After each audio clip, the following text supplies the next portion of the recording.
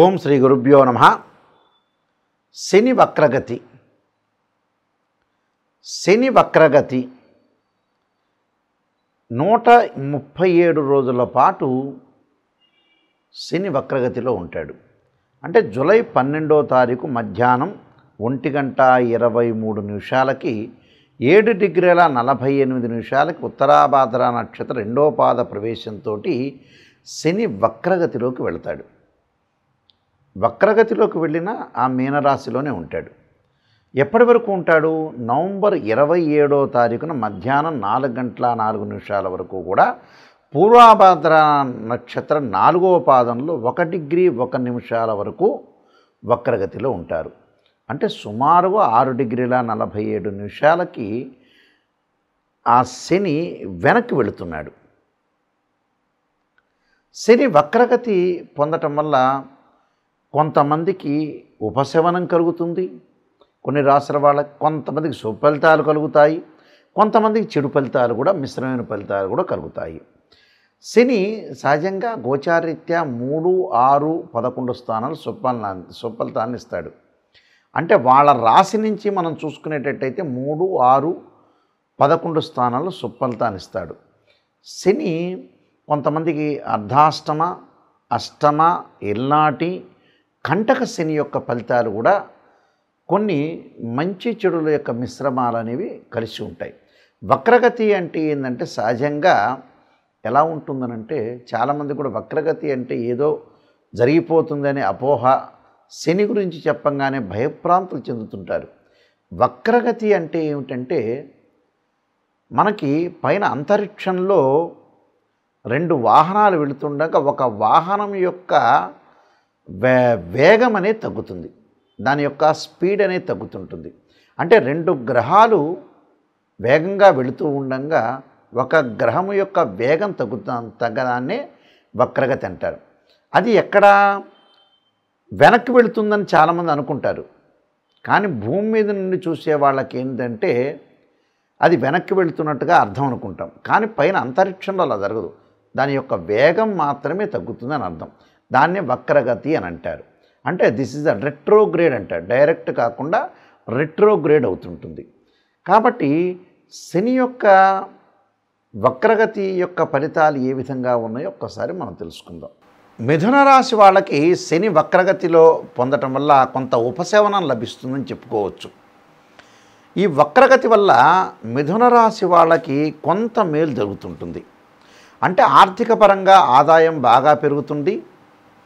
దానితో పాటు ఆరోగ్యం పరంగా కూడా ఇబ్బందులు లేకుండా ఉండే అవకాశం అనేది ఒకటి ఉంటుంది. దానితో పాటు బంధువుల్లో ఎవరొక వ్యక్తులు మరణించే అవకాశం, అశుభవార్తలు వింటారు, కొంత దుఃఖం కలుగుతుంటుంది.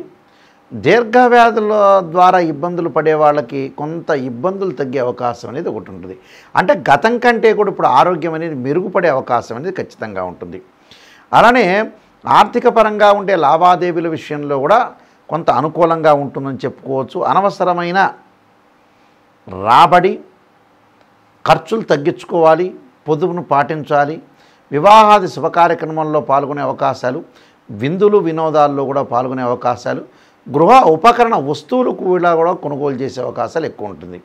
అలానే భార్యాభర్తల మధ్యలో ఏకాభిప్రాయము, అలానే సంతానం ద్వారా ఇబ్బందులు లేకుండా సంతానం ద్వారా కూడా కొన్ని శుభవార్తలు వినే అవకాశాలు ఖచ్చితంగా ఉంటుంది. అంటే పెద్ద పెద్ద కోరికలనేవి మనం కోరుకోకూడదు, కొంత ఉపశమనం అనేది లభిస్తుంది. కాబట్టి అదివరకటి కంటే కూడా శని వక్రగతిలో పొందటం వల్ల మిథున రాశి వాళ్ళకి కొంత ఉపశమనం లభిస్తుందని చెప్పుకోవచ్చు. ఆ ఉపశమనంతో పాటు ప్రత్యేకంగా ఆర్థిక పరంగా అనుకూలంగా ఉన్న ఇరుగు పొరుగు వారితోటి చిన్న చిన్న డిస్ప్యూట్స్ వచ్చే అవకాశాలు ఎక్కువ ఉంటాయి. కొంత రుణదాతల యొక్క ఒత్తిడి కూడా, రుణదాతలు అంటే ఎవరైతే క్రెడిట్స్ ఎవరైతే ఇచ్చారో, రుణం అంటే బ్యాంక్ లోన్లు కావచ్చు, మధ్యవర్తులు కావచ్చు, ఎలాంటి వాళ్ళైతే మనకి రుణాలు ఇచ్చారో వాళ్ళ ద్వారా కొంత ఇబ్బందులు కలిగే అవకాశాలు ఉంటాయి. ఆ ఇబ్బందులు తగ్గించుకొని మనం ముందుకెళ్ళటం అనేది చాలా ఇంపార్టెంట్. దుష్టుల యొక్క సావాసాలు కానీ అలానే నమ్మకాల విషయంలో కానీ కోల్పోకుండా ఉండటం మంచిది. ఉద్యోగస్తులకు కూడా కొంత ఆదాయం గతం కంటే కూడా కొంత ఆదాయం బాగా పెరగటం, వ్యాపారంలో కొన్ని చికాకులున్నా కొద్దిగా సహనంగా ఓపికగా ఉండాలి. బంధుమిత్రులతో అన్నీ కూడా సీక్రెట్స్ అన్నీ కూడా షేర్ చేసుకోకూడదు. బంధుమిత్రులు ఏ మాట అంటున్నా కూడా లౌకిక విధానంతో కోపం తెచ్చుకోకుండా ప్రవర్తన చేయటం చాలా మంచిది. విద్యార్థులు కూడా కొంత చదువు మీద ఆసక్తి చూపించడం, స్త్రీలకి పరస్పర స్త్రీలతోటి కొన్ని గొడవలు కాకుండా వాళ్ళు ఏదైతే చెప్పారో దాన్ని విని శ్రద్ధగా విని వాళ్ళ ఆలోచనలు వాళ్ళకు వదిలేయాలి, మన ఆలోచనలు మనకు ఉండాలి. అలాంటి విషయాల్లో కొద్దిగా జాగ్రత్తగా ఉండి ముందుకెళ్తే మంచిది. అంటే ప్రతి పనిలో కూడా మనం విజయం సాధించాలంటే కొన్ని కేర్ అంటే జాగ్రత్తమైన కొన్ని మార్గాలు చూసుకోవాలి.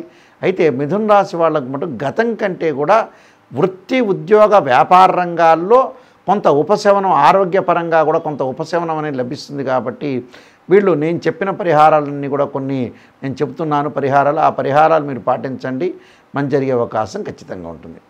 శని మనకి మరింత మేలు చేయాలంటే ప్రత్యేకంగా కొన్ని పద్ధతులను పాటించాలి. చాలామంది కూడా శని గురించి ఏం చేస్తారంటే శని వక్రగతిలో ఉన్నాడు, మాకు రుజుమార్గంలో ఉండగా అంటే డైరెక్ట్ కానీ రిట్రోగ్రేడ్గా కానీ ఉన్నప్పుడు ఏం జరగబోతుంది, దానికి ఎలాంటి మనం పరిహారాలు చేసుకోవాలని చాలామంది కూడా ఆతృత పడుతుంటారు. శని అనుభవాన్ని తెచ్చే గ్రహం నిజం చెప్పాలంటే. ఈ శని అనుభవాన్ని తెచ్చే గ్రహము మనం ఎలాంటి పరిహారాలు చేసుకోవాలి, చాలామంది కూడా వివిధ పరిహారాలు చేస్తుంటారు. వివిధ పరిహారాల్లో మేము పరిహారం చేసినా జరగట్లేదు గురువుగారు, నాయకంటి గారు, మరి ఏం చేయాలని కొంతమంది చాలామంది ఉద్దేశంతో కలిగిన వ్యక్తులు చాలామంది ఉంటారు. వాస్తవంగా రియలిస్టిక్గా శని యొక్క పరిహారాలు ఏం చేయాలి, అందరికీ తెలిసినట్టుగా శని తైలాభిషేకం చేస్తారు శనివారం రోజున. ఆ నువ్వుల నూనెతో అభిషేకం చేయటం, అలానే తెలలతోటి అభిషేకం చేస్తూ ఉంటారు సహజంగా. దానిలో కూడా ఏం తప్పేం లేదు. ఇప్పుడు శని జపం అనేది ఒకటి ఉంటుంది, ఆ శని జపం చేసుకోవచ్చు, తప్పేం లేదు. 19,000 సార్లు వేదోక్త మంత్రంతో శని జపం బ్రాహ్మణోత్తములతో చేయటం ఒక పద్ధతి. చేసిన తర్వాత దానికి దశాంశ క్షేత్రర్పణం చేయటం, అలానే తెలలతోటి నువ్వులతోటి శనికి హోమం చేయాలి. అది చేయటం కూడా చాలా మంచిది. దాని తర్వాత రుద్రాభిషేకం చేసేటప్పుడు ఏం చేయాలంటే రెండో పరిహారం నేను చెప్పేది ఏంటంటే నలుపు శివలింగం ఉంటుంది. శనికి ప్రీతికరమైన నలుపు శివలింగానికి రుద్రాభిషేకం చేయాలి. రుద్రాభిషేకం చేయటం అనేది చాలా మంచిది. దానిలో ఇంకో పాశుపదాస రుద్రాభిషేకం చేస్తే చాలా విశేషమైన ఫలితాలు వస్తాయి. మూడో పరిహారం ఏమిటి అంటే మంత్రాన్ని చదువుకోవటం, ఉచ్చరించటం. అంటే శ్లోకం అంటారు, మంత్రానికి శ్లోకానికి చాలా డిఫరెన్స్ ఉంటుంది. మంత్రం అనేది ఎప్పుడు కూడా స్వరంగా చెప్పాలి, శ్లోకం అనేది మామూలుగా చదువుకోవచ్చు. ఏమిటి అందరికీ తెలిసినట్టుగా నీలాంజన సమాభాసం రవిపుత్రయమాగ్రజం ఛాయా మార్తాండ సంభూతం తం నమామిం శనీశ్వరం అనే మంత్రాన్ని చక్కగా చదువుకోవచ్చు శనివారం రోజున. ఇది మూడోది. నాలుగో విషయం ఏమిటి అంటే ఆరోగ్యపరంగా ఇబ్బందులు కలుగుతున్న వాళ్ళు, పనులలో కొంత ఆలస్యం కలిగిన వాళ్ళు. ఎందుకంటే శని 2.5 సంవత్సరాల నుంచి ఒక రాశి నుంచి మరొక రాశికి మారుతుంటుంది. శని ఆయుష్కారకుడు అంటారు.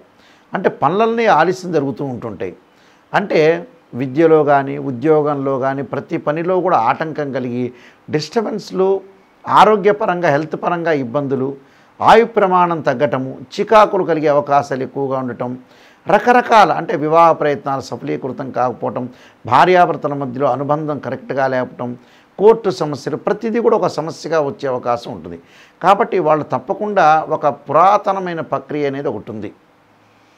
అంటే మా తండ్రి గారు మా తాతగారు చెప్పిన కొన్ని పురాతనమైన ప్రక్రియలు అనేవి ఒకటి ఉన్నాయి. దానిలో శనివారం రోజున చాలా ఇంపార్టెంట్ పాయింట్, ఇది అందరూ గుర్తుపెట్టుకోవాల్సిన పాయింట్. శనివారం రోజున తలస్నానం చేయాలి ప్రాతకాలంలోనే. శని హోర అని ఉంటుంది. ఆ శని హోరలో ప్రాతకాలం తలస్నానం చేసి ఒంటి మీద కానీ తల మీద కానీ షాంపూ కానీ సబ్బు కానీ ఎలాంటిది వాడకుండా చక్కగా స్నానం చేసి ఓం నమః శివాయ ఓం నమః శివాయ అనుకుంటూ స్నానం చేసి వారి చేతిలో వారి ఇంట్లో బియ్యం ఉంటాయి, బియ్యాన్ని దంచితే నూకలు అవుతాయి. ఆ నూకలు, పంచదార, నల్ల నువ్వులు మూడు కూడా ఒక చెంచా తీసుకొని మనం ఒక పొట్లంలాగా కట్టుకొని లేదా ఒక కవర్లో వేసుకొని ప్యాక్ చేసుకొని ఆంజనేయ స్వామి దేవాలయం కానీ మీ దగ్గరలో శివాలయం కానీ వెళ్ళాలి. ఆంజనేయ స్వామి దేవాలయమైనా శివాలయమైనా ఎన్ని ప్రదక్షిణాలు చేయాలి అంటే 9 ప్రదక్షిణాలు చేయాలి. ఓం నమః శివాయ ఓం నమః శివాయ అనుకుంటూ 9 ప్రదక్షిణాలు చేసిన తర్వాత ఆ నూకలు అంటే బియ్యాన్ని దంచిన నూకలు, పంచదార, చక్కెర అంటారు, అలా నల్ల నువ్వులు ఒకచోట ఆ గుడిలో దేవాలయంలో వెయ్యాలి. ఒక మూలకి, ఆ మూలకి ఎక్కడ చీమలు నల్ల చీమలు ఉన్న చోట వేస్తే చాలా శ్రేష్టం. నల్ల చీమలు ఉన్న చోట వేయటం వల్ల ఆ నల్ల చీమలు తినటం వల్ల మనకు శని యొక్క దోషం అనేది పోతుంది. ప్రదక్షిణ చేసేటప్పుడు కూడా ఓం నమః శివాయ పంచాక్షరి చేయాలి.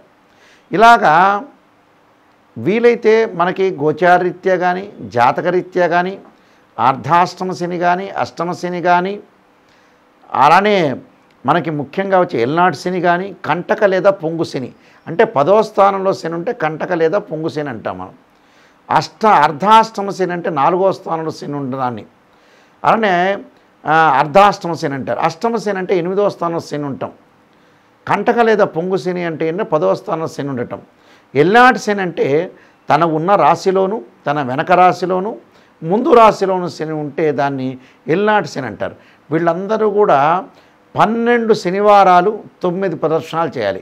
12 × 9 108 సార్లు ప్రదక్షిణాలు చేసి ఇలాగ నేను చెప్పినట్టుగా విధానంగా నూకలు, పంచదార, నల్ల నువ్వులు చీమలకు పెట్టడం వల్ల శని యొక్క దోషం అనేది ఖచ్చితంగా పరిహారం అవుతుంది. ఇవన్నీ కూడా మీరు తప్పకుండా చేయండి. వీలైతే నల్లని ద్రాక్ష, నల్లని నువ్వులు, నల్లని వస్త్రము, నల్లని గొడుగు కూడా శనివారం రోజు దానం చేయటం వల్ల కూడా మంచి సుఫలితాలు జరిగే అవకాశం ఖచ్చితంగా ఉంటుంది. మీకు అందరికీ కూడా మంచి జరగాలని ఆశిస్తూ సర్వే జనా సుఖినో భవంతు.